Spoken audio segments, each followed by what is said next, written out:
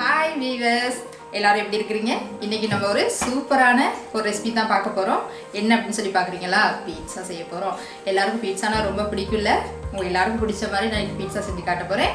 அதை நீங்கள் பார்க்கணுமா இருந்தால் அதுக்கு முதல்ல நீங்கள் செய்ய வேண்டியது, இது வரைக்கும் மதி யூடியூப் சேனலை சப்ஸ்கிரைப் பண்ணலை அப்படின்னு சொன்னால் மறக்காமல் சப்ஸ்கிரைப் பண்ணிடுங்க. அப்படியே அதுக்கு பக்கத்தில் இருக்கிற பெல் ஐக்கனை கிளிக் பண்ணிடுங்க. அப்போ தான் போடுற வீடியோ எல்லாமே உங்களுக்கு நோட்டிஃபிகேஷன் வரும். இப்போ வாங்க பீட்சா எப்படி செய்கிறதுன்னு பார்ப்போம். உங்களுக்கு எல்லாத்துக்கும் ரொம்ப பிடிக்கும்ல பீட்சா, வாங்க பார்ப்போம். இப்போ பீட்சா டோ செய்கிறதுக்காக முதல்ல ரொம்ப முக்கியமான விஷயம் ட்ரை ஈஸ்ட் ஆக்டிவேட் ஆக்கி அதை நம்ம அதோட மிக்ஸ் பண்ணுறது தான். தண்ணி இந்தளவுக்கு ஹாட் வாட்டர் எடுக்காதீங்க. நார்மலாக கையில் தொட்டால் ஒரு லைட்டாக ஒரு மிதமான சூடுன்னு சொல்லுவாங்களே, அந்த மாதிரி சூடு இருக்கக்கூடிய அளவுக்கு தண்ணி எடுத்துக்கிறணும்.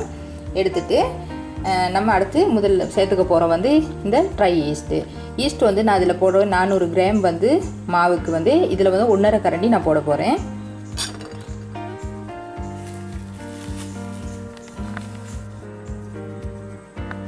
நம்ம போட்டு அது நல்லா அப்படியே ஆக்டிவேட் ஆகி அப்படியே புப்பி வரணும். அதுக்காக தான் நம்ம சேர்க்க போகிறோம். அதே அளவுக்கு இதில் எவ்வளோ ஈஸ்ட் போட்டோமோ அதே அளவுக்கு ஒரு டேபிள் ஸ்பூன் அளவுக்கு சுகர் சேர்த்துக்க போகிறேன். இப்போ இது சேர்த்து ஒரு 5 மினிட் நம்ம அப்படியே வச்சிடலாம். போல் எடுத்துட்டு அதில் இந்த மாவை சேர்த்துக்கிடுவோம். சேர்த்துட்டு இதுக்கு நம்ம உப்பெல்லாம் தேவையான அளவுக்கு சேர்த்துக்க போகிறோம். அதெல்லாம் நம்ம போட்டுக்கிடலாம். இதில் இந்த உப்பை நீங்கள் அளவு அதுக்கு ஏற்ற மாதிரி சேர்த்துக்கிறணும், அதிகமாக போடக்கூடாது. அடுத்து ஆலிவ் ஆயில் சேர்த்துக்க போகிறோம். அதையும் நம்ம ஒரு 2 டீஸ்பூன் அளவுக்கு மாதிரி சேர்த்துக்கிட்டால் போதும். அதையும் கூட நம்ம சேர்த்துக்கிடலாம்.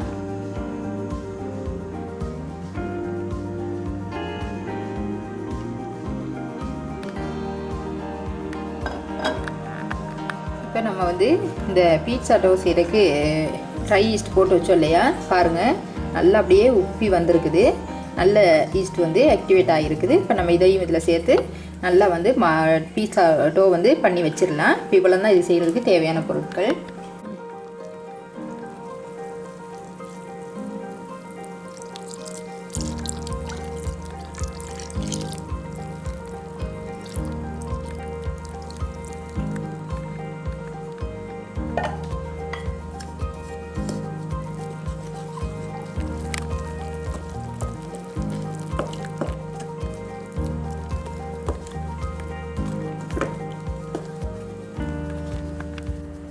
இப்போ நம்ம இதை நல்லா பெசரிட்டோம். இப்போ இதை இன்னும் கொஞ்சம் இதுக்கு ஆலிவ் ஆயில் சேர்த்துக்க போகிறோம். சேர்த்துட்டு அப்படியே மூடி வச்சிடலாம்.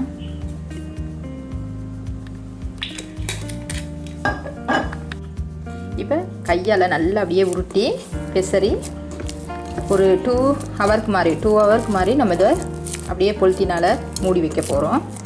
பொலித்தீன் அப்படி இல்லைன்னா கிச்சன் டவல் கூட போட்டு நீங்கள் நல்லா மூடி வச்சிடலாம். பாருங்கள் நல்லா அப்படியே உப்புன்னு இருக்குது. இப்போ இது நல்லா அப்படியே உப்பி டபுள் மடங்காக இது வரும். இப்போ அந்தளவுக்கு நம்ம ஒரு 2 ஹவருக்கு மாதிரி வச்சுடுவோம்.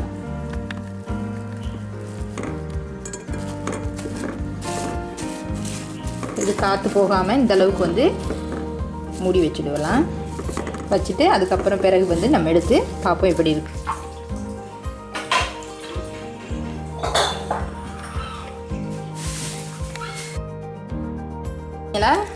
பீட்சா மாவு எந்த அளவுக்கு உப்பி வந்திருக்கு அப்படிங்கிறத பாருங்கள். நம்ம பண்ணி வச்சுருந்தோம் இல்லையா, பண்ணி ஒரு 2 ஹவர் மாதிரி இதை வச்சுருந்தோம். இப்போ நல்லா உப்பி வந்துருச்சு. இப்போ இதை நம்ம மறுபடிக்கு முடிஞ்ச அளவுக்கு பிசைஞ்சு பீட்சா எப்படி தட்டுறது அப்படின்னு சொல்லி பார்ப்போம்.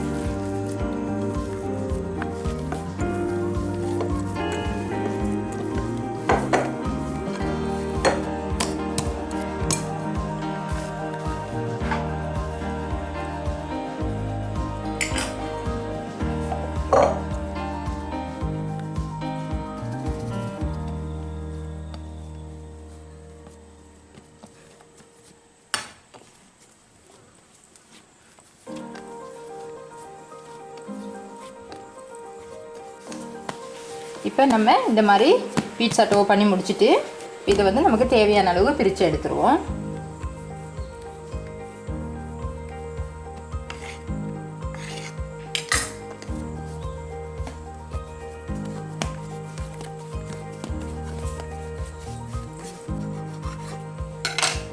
இப்போ இது வந்து நான் ஒரு பீட்சா அளவுக்கு எடுத்திருக்கேன். இதை எடுத்து நீங்கள் வந்து நல்லா இதை நம்ம பண்ணெல்லாம் செய்வோம் இல்லையா, இந்த மாதிரி இப்படி பண்ணி போல் பண்ணிக்கிறணும். முதல்ல பண்ணி இந்த மாவை வந்து எந்த அளவுக்கு நீங்கள் லூஸ் கொடுக்குறீங்களோ அந்த அளவுக்கு நல்லா உப்பி வரும்.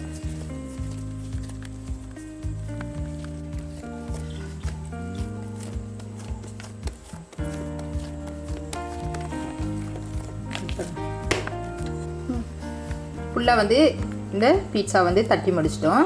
முடிச்சு இந்த மாதிரி ஒரு ஏரப்பு வச்சு அதில் வந்து இந்த மாதிரி ஹால் போட்டுக்கலாம்.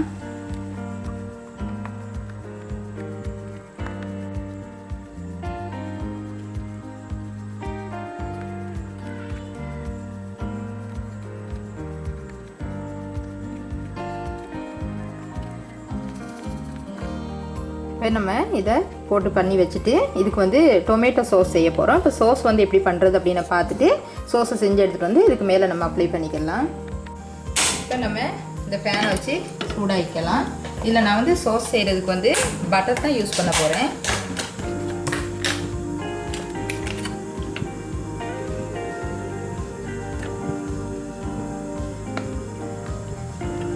இந்த பட்டர் வந்து நல்லா மெல்ட் ஆகட்டும். மெல்ட் ஆனதுக்கப்புறம் வந்து நம்ம சோஸ் வந்து இதில் சேர்த்துக்கலாம்.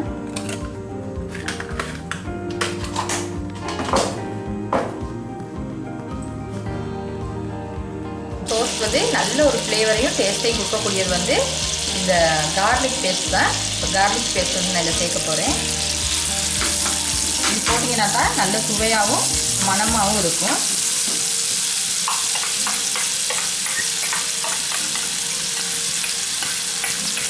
அடுத்து நம்ம இது வந்து பாருங்கள், இந்த கார்லிக் வந்து நல்லா அதோட பச்சை வாசனை போகிற அளவுக்கு வதங்கிடுச்சு. இப்போ இதோட வந்து சோஸை நம்ம சேர்த்துக்கலாம். டொமேட்டோ சோஸ் வந்து சேர்த்துக்க போகிறோம். இது சேர்த்துட்டு அதுக்கு தேவையான அளவுக்கு சால்ட்டு நான் சேர்க்க போகிறேன். இப்போ தேவையான அளவுக்கு சால்ட்டு சேர்த்துடலாம். இந்த சோஸோட டேஸ்ட்டை வந்து நான் அதிகரிக்கிறதுக்காக சில்லி பவுடரும் சேர்த்துக்க போகிறேன். அதிகமாக இல்லை, காரம் கொஞ்சம் இருந்தால் தான் அது சுவையாக இருக்கும். அதனால் இந்த பாருங்கள், இந்த ஸ்பூனில் ஒரு ஸ்பூன் அளவுக்கு நீங்கள் போட்டிங்கன்னா போதும். இப்போ நம்ம இந்த சோஸை வந்து நல்லா இதில் வந்து அப்படியே எல்லாம் மிக்ஸ் ஆகிற அளவுக்கு கிளறிக்கிடலாம். அடுத்து நான் அதோட சேர்த்துக்க போகிறேன் பெப்பர் கொஞ்சமாக சேர்த்துக்கிட்டோம்னு சொன்னால் அதோட காரம் சுவை எல்லாமே ரொம்ப டேஸ்டியாக இருக்கும். இதெல்லாம் வந்து அதிகமாக இல்லை, தேவையான அளவுக்கு மட்டும் தான் நான் சேர்த்துக்கிறேன் கொஞ்சமாக. இப்போ இந்த சோஸ் வந்து நம்ம செட் பண்ணி முடிச்சிட்டோம். இது ரொம்ப டேஸ்டியாக இருக்கும். இதில் நான் சொன்ன அளவுக்கு மட்டும் உங்களுக்கு எந்த அளவுக்கு தேவை அப்படிங்கிறத வந்து நீங்கள் அதிகரிச்சுக்கிட்டு சொன்ன பொருட்களை மட்டும் போட்டு சோஸ் பண்ணினீங்க அப்படின்னு சொன்னால் ரொம்ப டேஸ்ட்டாக இருக்கும். இப்போ நம்ம இதை வந்து பீஸாவில் வந்து அப்ளை பண்ணிக்கலாம். இப்போ இந்த சோஸை வந்து இதில் வந்து நான் வந்து ஃபுல்லாக அப்படியே வந்து அப்ளை பண்ணிக்க போகிறேன். ரொம்ப சுவையாக இருக்கும் இந்த மாதிரி நீங்கள் சோஸ் பண்ணினீங்க அப்படின்னு சொன்னால்.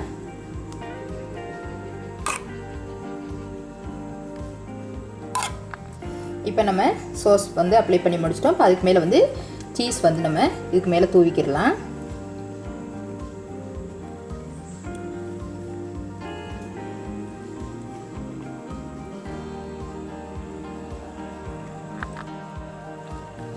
அடுத்து வந்து நான் டொமேட்டோ வந்து வைக்க போகிறேன். இதெல்லாம் வந்து ஆப்ஷன் தான். உங்களுக்கு பிடிச்சிருந்தா நீங்கள் இதெல்லாம் கூட நீங்கள் சேர்த்துக்கலாம். பிடிக்கலைன்னா உங்களுக்கு பிடிச்ச பொருட்களை வச்சு நீங்கள் இது பண்ணிக்கலாம்.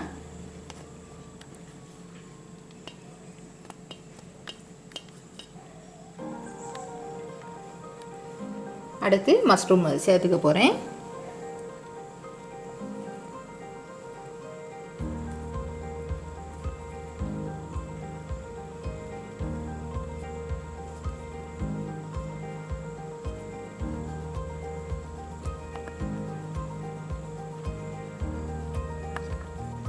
இப்போ வந்து நம்ம இந்த கட் பண்ணி வச்சுருக்கிற ஆனியன் வந்து வச்சுக்கிடலாம். இதெல்லாம் வந்து இதுக்கு வந்து இது வந்து வெஜிடபிள் மட்டும்தான் இதில் சேர்த்துக்கிறேன் நான். இது ரொம்ப பிடிக்கும் எனக்கு இந்த மாதிரி பண்ணி சாப்பிட்றது. அதுக்காக நான் இதை மாதிரி பண்ணிக்கிறேன்.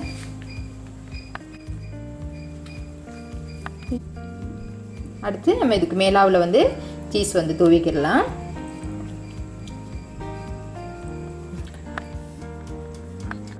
பீட்சாவை வந்து நம்ம அவன் பண்ணுறது அப்படின்னு சொல்லி பார்ப்போம்.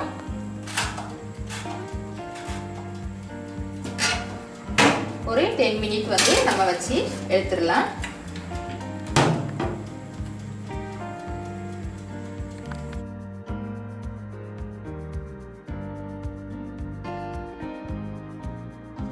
இப்போ பீட்சா வந்து ரெடி ஆயிடுச்சு. நம்ம வெளியில் எடுத்து பார்க்கலாமா எப்படி இருக்குது அப்படின்னு சொல்லி இப்போ எடுக்க போகிறோம்.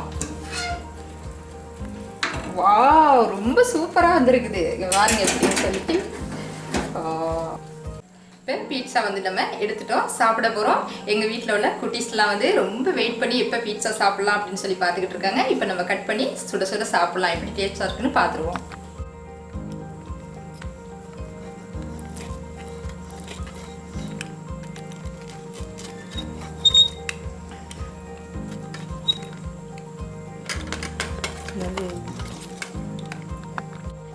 இப்போ இந்த பீட்சா வந்து சாப்பிட்டு பார்க்கலாம் எப்படி இருக்கு அப்படின்னு சொல்லி.